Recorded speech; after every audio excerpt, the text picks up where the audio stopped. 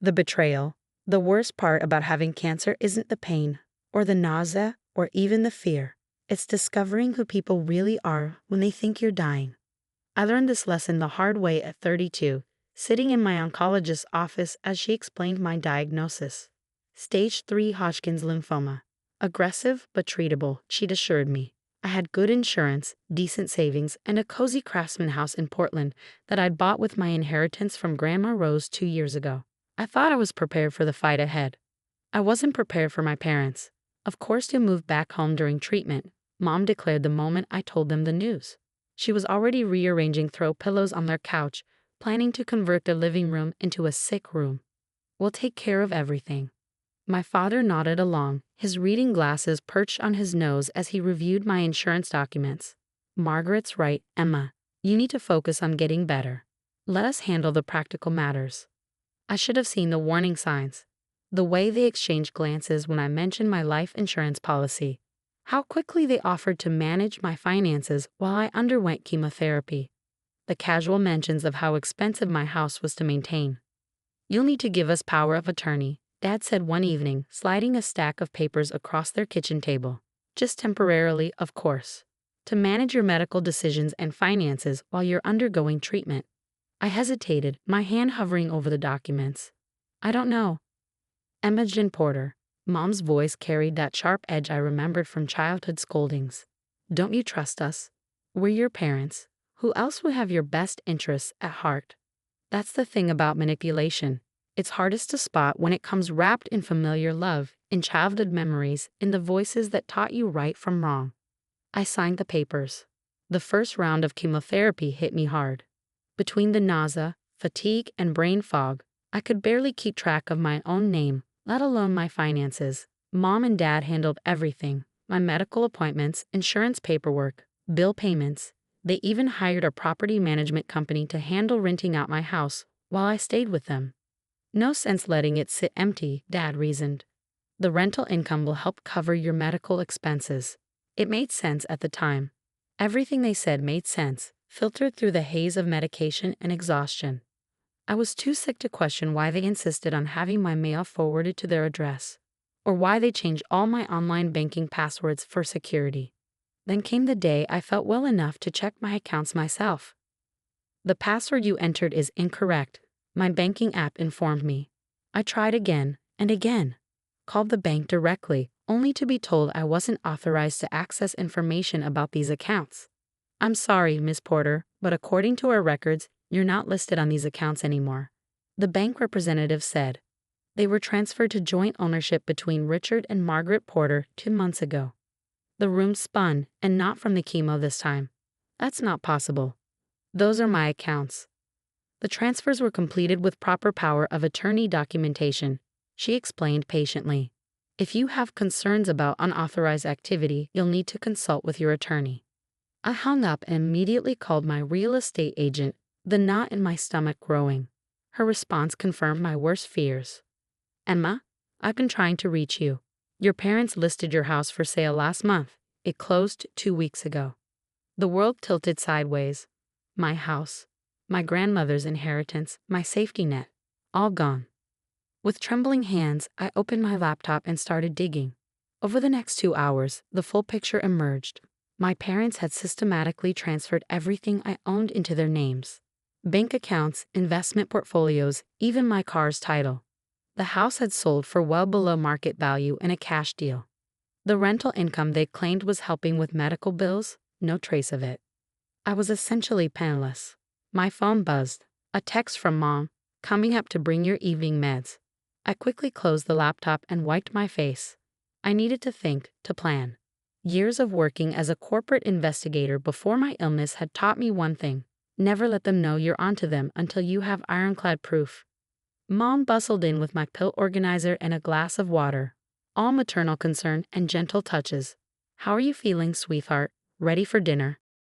I forced a smile. Actually, Mom, I was thinking, I'm starting to feel stronger.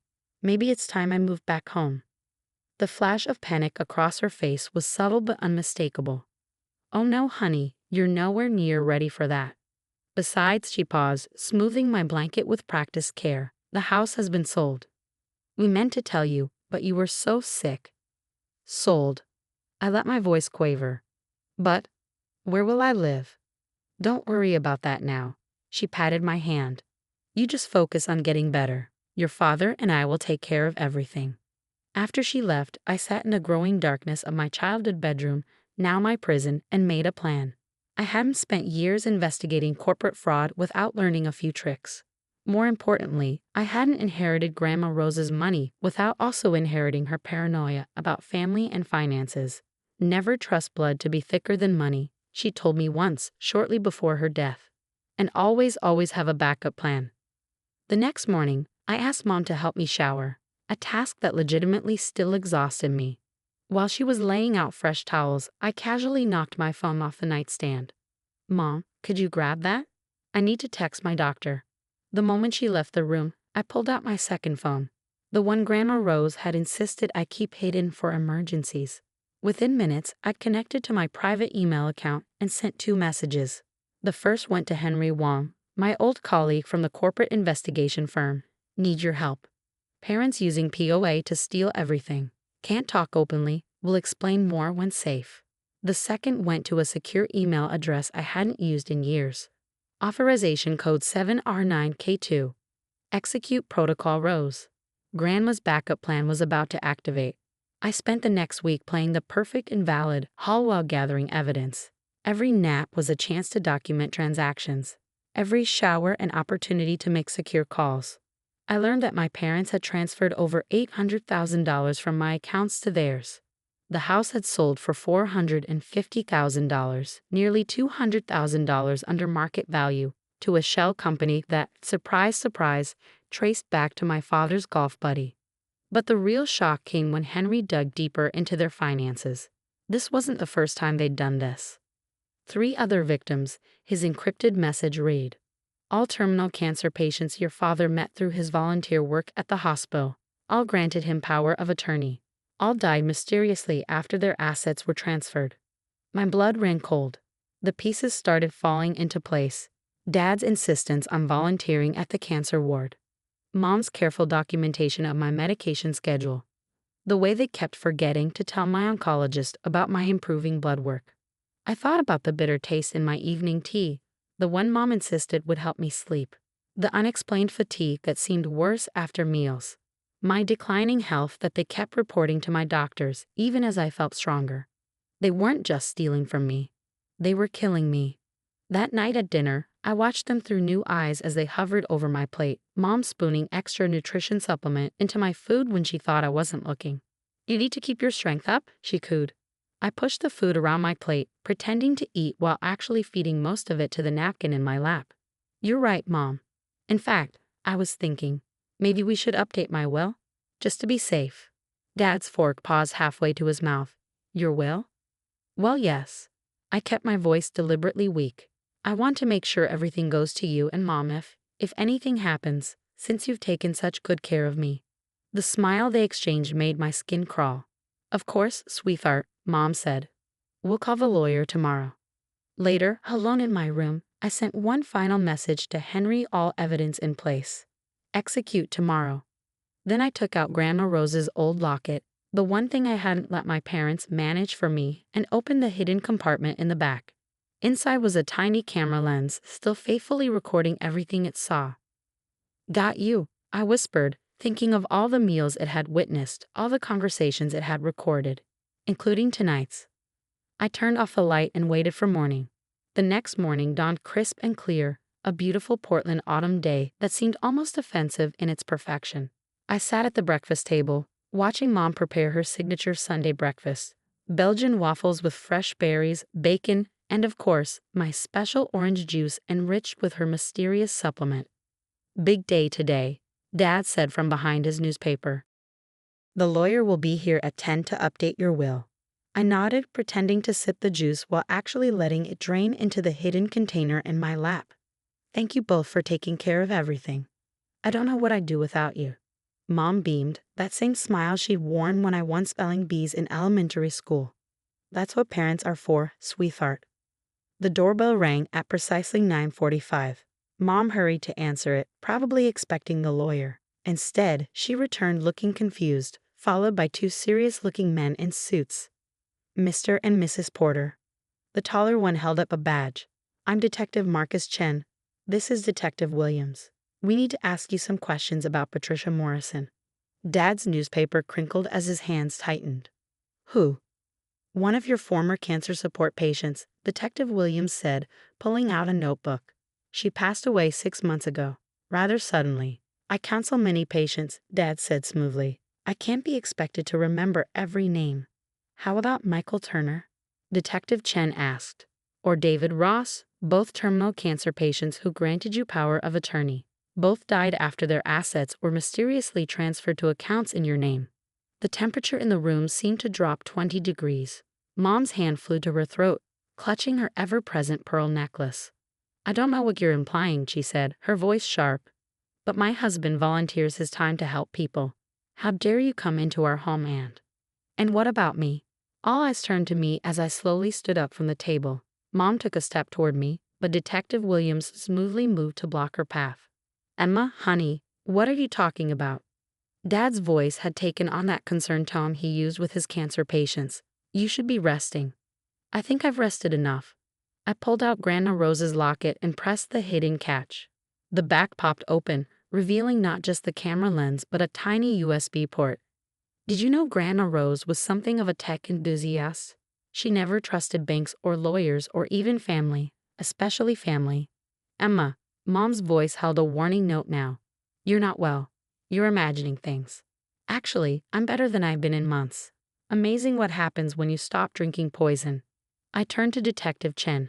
The camera in this locket has been recording everything for the past 3 months, including some very interesting dinner conversations about helping patients move on and managing their estates.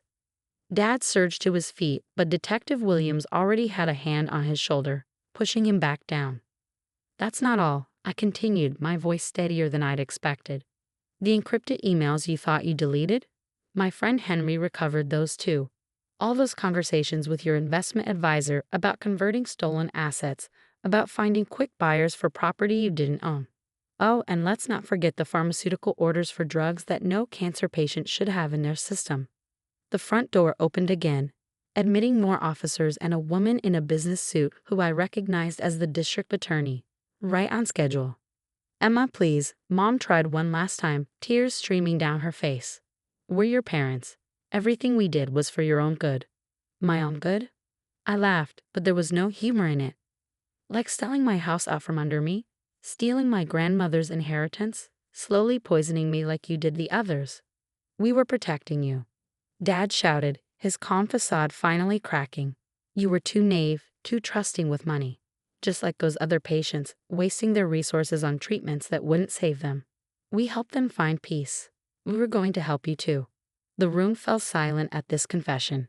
Detective Chen raised his eyebrows at his partner. You get that on record? What followed was a blur of activity. Miranda rights being read. Handcuffs clicking. Mom crying as she was led to a police car, still insisting she'd done everything out of love. Dad had gone silent, his face a mask of cold fury as he was escorted out. I sat back down at the breakfast table, suddenly exhausted. The district attorney, Sandra Matthews, according to her introduction, took the seat across from me.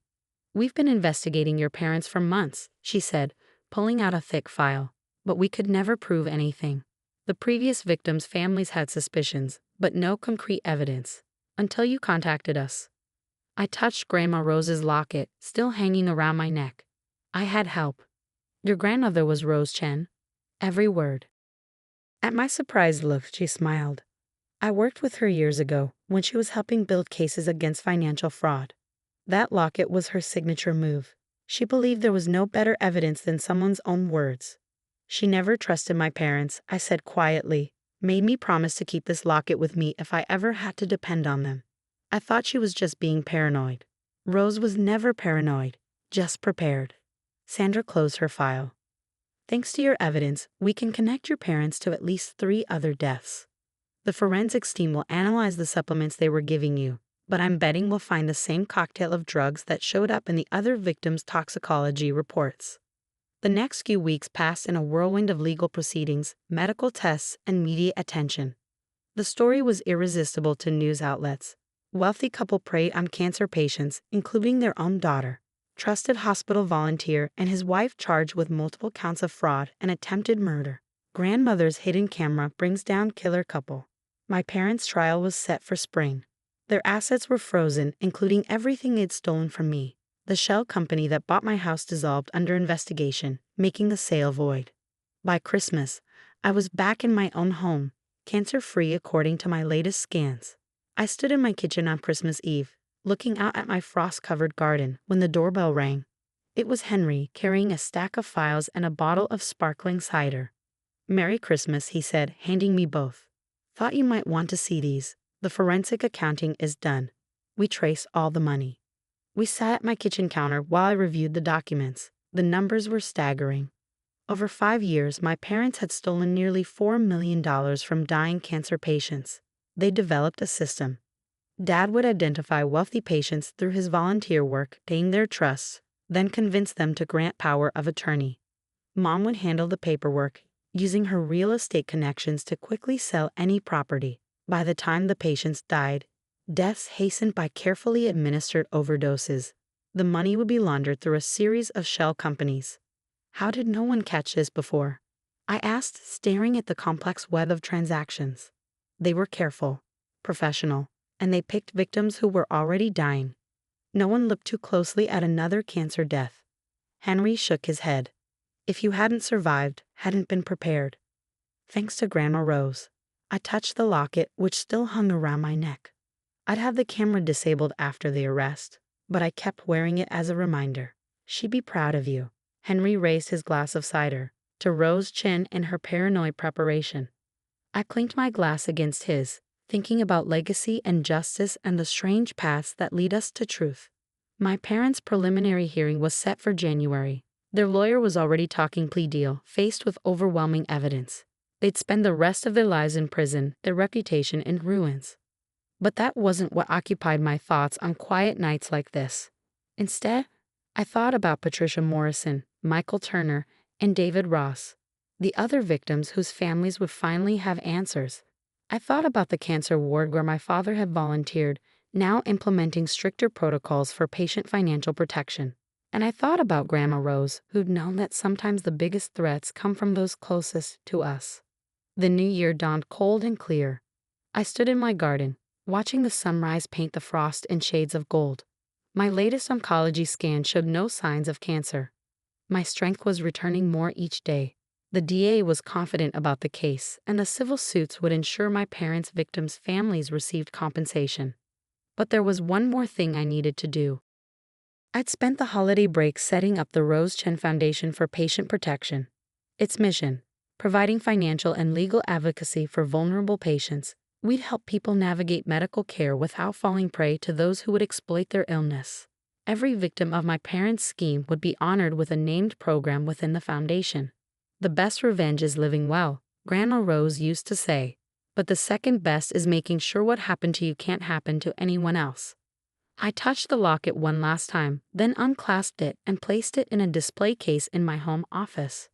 Its work catching criminals was done, but its legacy of protection would live on through the foundation, through every patient we helped, through every predator we stopped.